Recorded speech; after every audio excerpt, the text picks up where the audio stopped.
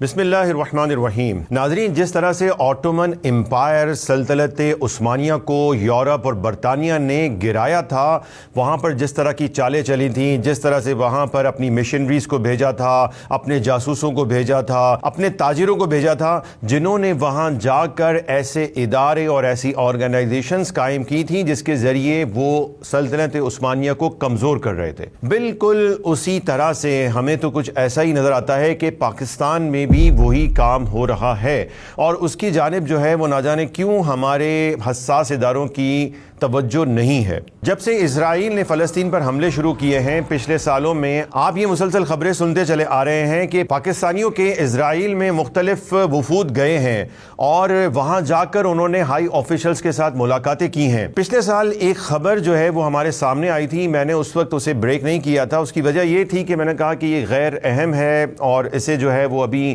چلا کر جو ہے وہ شاید کوئی پینک کریٹ ہو سکتا ہے، لیکن ابھی یہ علینا علی کی جو پچھلے دنوں ایک خبر چلی کہ وہ ایک اور وفد لے کر دوبارہ گئی ہیں اور یہ مسلسل یہ وفد جو ہے وہ جا رہے ہیں، تو پھر میں نے سوچا کہ چلیں ابھی ایک اور نیوز بھی جو آئی کہ امریکن جوئش کانگریس نے کہا کہ پاکستان نے اپنے بیانیے کو تبدیل کیا ہے اور ابراہیم اکارڈ کے مطابق کچھ وہ کرنے جا رہے ہیں۔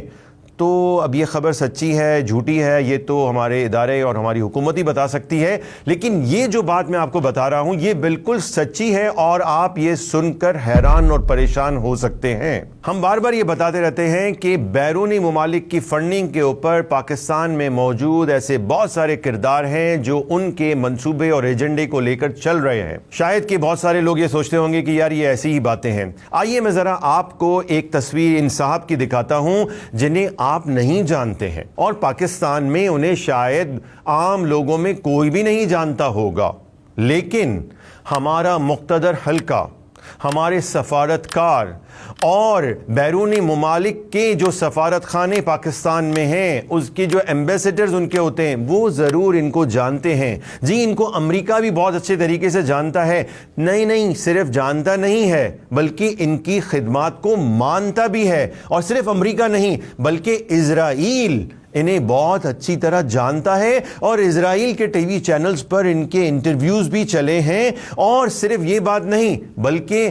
اسرائیل کے پریزیڈنٹ نے ان صاحب کے لیے باقاعدہ خصوصی ایک ویڈیو ریکارڈ کر یوٹیوب پر پبلش بھی کی ہے۔ Pir Musaddiq Shah, I would like to thank you personally. یہ ہیں امریکہ اور اسرائیل کے پسندیدہ صوفی پیر، نام ہے ان کا مدثر شاہ، سجادہ نشین ہے۔ اتفاق یہ ہے کہ ان صاحب کا تعلق بھی اسی مقام سے ہے جہاں